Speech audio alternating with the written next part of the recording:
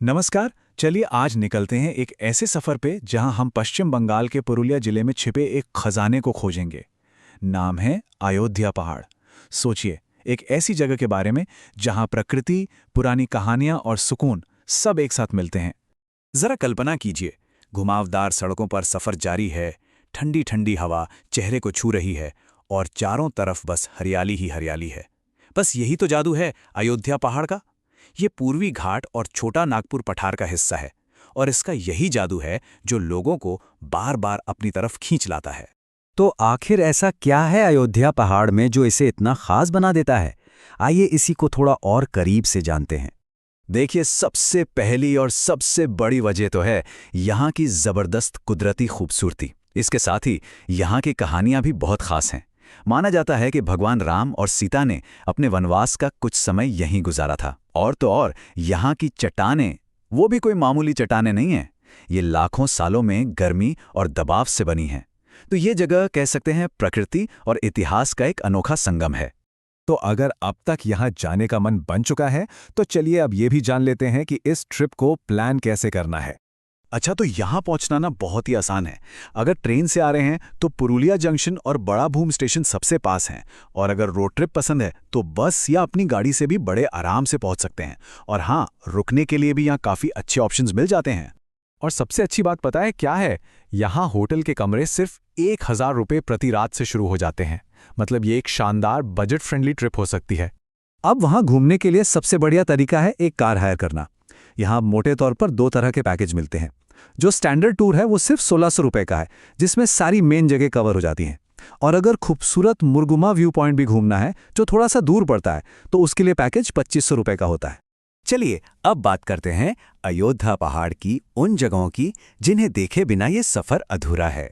तो सवाल ये है कि एक टिपिकल टूर में देखने को क्या-क्या मिलता है। ज़्यादातर टूर की शुरुआत होती है लोहिरिया शिव मंदिर से। यह स्थानीय लोगों का बनाया हुआ एक बहुत ही शांत और सुकून देने वाला मंदिर है। इसके बाद नंबर आता है लोअर और अपर डैम का, और ये देखने में वाकई बेहद खूबसूरत है। खासकर अपर डैम, जो न सिर्फ इस सूखे इलाके को पानी देता है, बल्कि यहाँ लगे सोलर पैनल से बिजली भी बनती है। मतलब ये प्रकृति और टेक्नोलॉजी का एक कमाल का कॉम्बिनेशन है। हमारा अगला स्टॉप है मयूर पहाड़। कहते हैं कि किसी जमाने में यहाँ बहुत सारे मोर घुमा करते थे। यहाँ एक वॉच टावर है और वहाँ से जो चारों तरफ का नज़ारा दिखता है ना, वो सचमुच भूलने वाला नहीं है। और हाँ, जैसा मैंने कहा था, यहाँ की चट्टानें भी अपनी कहानी कहती हैं। ये जो पत्थर दिखाई देते हैं, ये ज़्यादातर नाइस हैं। ये असल में ग्रेनाइट चट्टान का ही बदला हुआ रूप है, जो लाखों साल तक ज़मीन के नीचे गर्मी और दबाव झेलने के बाद ऐसा बना है। समझिए कि आप इस जगह के करोड़ों साल पुराने इतिहास को छू रहे हैं।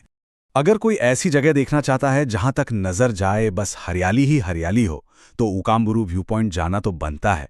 यहां से सनसेट देखना एक ऐसा अनुभव है जिसे शायद शब्दों में बयां नहीं किया जा सकता। इस सफर का एक और दिलचस्प पड़ाव है मार्बल लेक। इसकी कहानी भी बड़ी अनोखी है। ये असल में एक पुरानी पत्थर की खदान है, जहां से अपर डैम बनाने के लिए पत्थर निकाले गए थे। आज ये साफ पानी की एक बेहद शांत झील बन चुकी है और टूरिस्ट्स के बीच काफी पॉपुलर है। अच्छा जी, आप थोड़ी सी कसरत के लिए तैयार हो जाइए, क्योंकि बामनी झरने की असली खूबसूरती तक पहुंचने के लिए करीब-करीब 300 सीढ़ियां उतरनी पड़ती हैं। लेकिन यकीन मानिए, ये मेहनत बिल्कुल बेकार नहीं जाती। नीचे पहुंचकर बामनी झरने का शोर और उसकी ठंडक मन को एक अलग ही लेवल का सुकून और ताजगी देती है। ये सच में अयोध्या पहाड़ के सबसे यादगार अनुभवों में से एक है। तो चलिए अब फटाफट एक नज़र इस पूरे ट्रिप पर आने वाले मुख्य खर्चों पर भी डाल लेते हैं।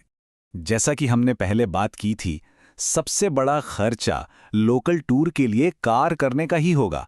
स्टैंडर्ड टूर आपको 1600 रुपये का पड़ेगा, और अगर मुरगुमा डैम को भी प्लान में शामिल करना है तो वो 2500 रुपये का हो जाएगा। ये जानकारी बजट बनाने में काफ़ी काम आएगी।